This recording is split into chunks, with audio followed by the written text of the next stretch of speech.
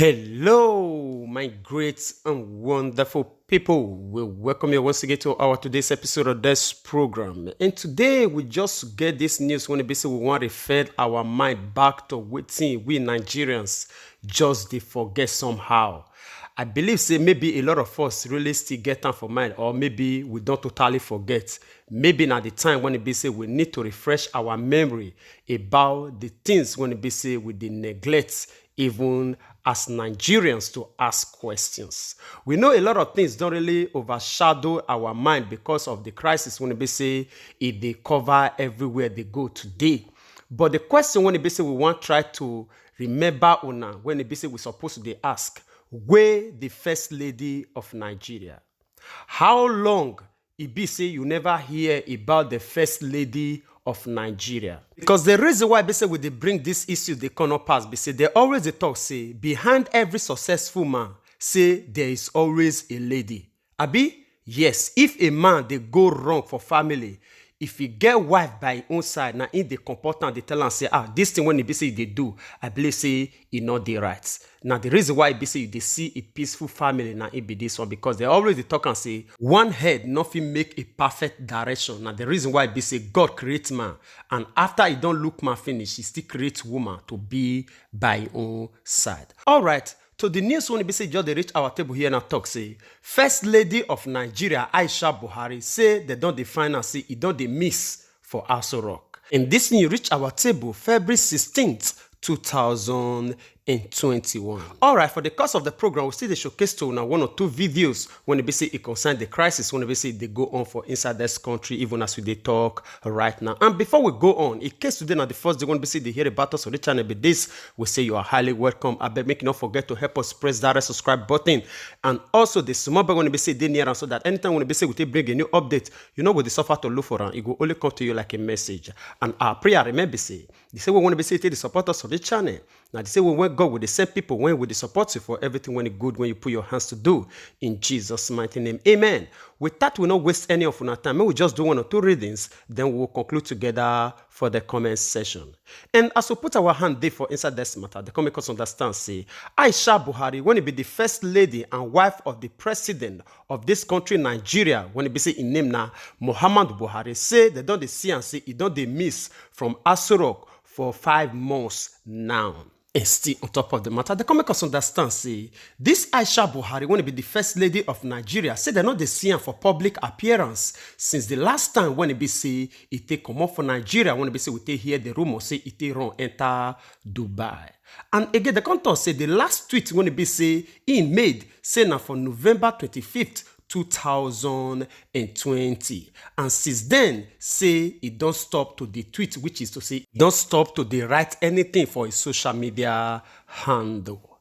And again the content say rumors say they don't talk say he relocates because of the maltreatment, and not be only that one, because of all the problem when it be say she they receive from Buhari, which is her husband, which is the people when it be say they assist her husband.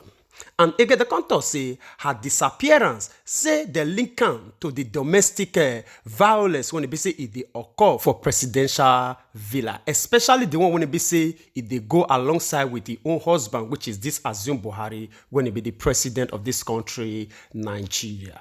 And again, the contour say for the recent time when it be say this Azum Buhari visit his whole hometown, say this Aisha Buhari say he not go with them. The last time when it be say the first lady visit Daura, when it be the village of this Azum Buhari, now since on the 9th of March 2019. And again, the contour say the president, which is this Azum Buhari, even decide to remain silent concerning the sudden disappearance of his own wife.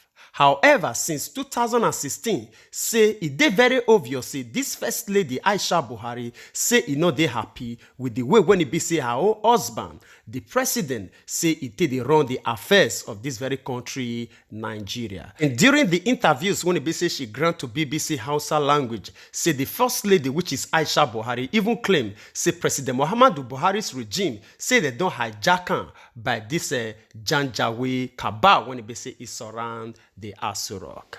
And again, the contour say she claimed say the president say he no know 45 out of the 50 people when it be say he appoint, and not be even she herself, despite it be say she don't be the president wife for the past 27 years. And again, the contour say the president, which is this Azum Buhari, even retaliates to this very word, and as he fire back from Germany, from the president of Angela Merkel, when it be the Germany Chancellor. And still on top of the matter, the contour say Mr. President, even though say he don't know the party when he be say his own wife belong, but the only thing when he be say he know say she belong to his own kitchen and other room. And the contour say, however, this comment when he be say Mr. President makes so, say it caused a sudden uproar for social media, while he be say he sustained a barring of public ridicule for several months, which is it caused a lot of katakata, just like as you and I know wetin happen that very time. And again, this first lady come for that sit talk for interview when it be say e grant say a lot of people they come to give the president directives on how he will fit run the affairs of this very country, Nigeria. As she further talk say she not dey ready to be part of the re-election movement again if it be say this kind of issue continue. Since then, say the first lady say it dey fight a lot of battle for the presidential villa. All right, my great and wonderful people. Now, only this one will fit take from this news. Now, when we say concern this Aisha Buhari, as you already know, say now so small with the touch and so that our hand will fit still reach so many others. So, what really dey important to us, not past be say, where Aisha Buhari, the first lady of this country, Nigeria. A lot of us don't talk over this matter. We don't forget them. Yes, 1 month, 2 months, 3 months, 4 months, even 5 months, even as we dey talk right now. Since the beginning of this year, 2021, we never hear anything about this woman. Wetin happen to the first lady of Nigeria? She dey sick, or she dey on leave, or she dey on holiday? Wetin happen to the first lady? If truly, if we really say, may we ask question, if the ground dey good, why the first lady of Nigeria not go dey for inside this country? We can still even remember wetin happen for the administration of Goodluck Jonathan. Even as they bomb everywhere for this country, everybody they run helter-skelter. I believe say all of us will still remember vividly wetin happen. Even to the extent when it be say patient Jonathan even dey cry for social media. There is God though. Abi the first lady dey cry say make it come make it help you. Everybody understand. Everybody see am. How she take dey passionate to the things when it be say it dey happen that time. No be even Jonathan when it be say we even they talk about say when it be say he even hair when it dey hair even turn white because of the situation when it be say it dey on ground. Everybody they make mockery of these people. But today Uko, Garba Shehu boldly come outside, they tell Nigerians say if he address Nigerians, say na president address Nigerian. Say if Adesina come outside, come address people, say now the president now he address Nigeria. Imagine the insults when it be said these people they met upon Nigerians. For these people to come outside to make that speech now insults to Nigerians. To say person when it be say we elect, say they are there when it be the representative, say if they speak, say now president speak. Did you they talk to us like people when it be say they don't get brain? I don't understand. Now time when it be say we supposed to they ask question, we just come remind each and every one of us. Say maybe they ask question. We know. Say a lot of things don't divert our attentions. I know now the thing when it be say they want, so that every one of us will they confused. We will know the right question to ask at the right time. But our senses still they right. No matter what thing that they try to do, we still they very accurate with our senses. With God on our side, we must ask them these questions. This question when it be say if they point towards our very eyes and mind, say where the first lady of this country, where they carry and go, what they happen? Yes, make it she come play her role. If she believes say yes, the person when it be say if they also rock now her own husband, may she come back, come stand with her own husband. May she come quench the fire with her whole husband. We understand say she not back this person right from the beginning. After the first administration, after the 2017, when we know wetin transpire, we no one know. Now, if truly say, okay, she not truly fully be part of this very setup when it be say with the experience today, she's supposed to come out publicly to declare to Nigeria wetin happen for Aso Rock and who dey Aso Rock. If truly say na im own husband, if na her own husband, we not dey we not quarrel with her. Make she come defend her husband. Make she come help her husband quench the fire when he be say he dey inside the country. Now only one thing when he be say with the ask now in be this very one. We not tell her say not be her husband. We not tell her say okay she don't know what she dey do. Make she return back. All of us still dey inside. We never die. She not go die. I believe say if anything will happen to anybody, now Nigerians want to be say they don't kill ever since. She get a lot of security. She get thousands and millions of them.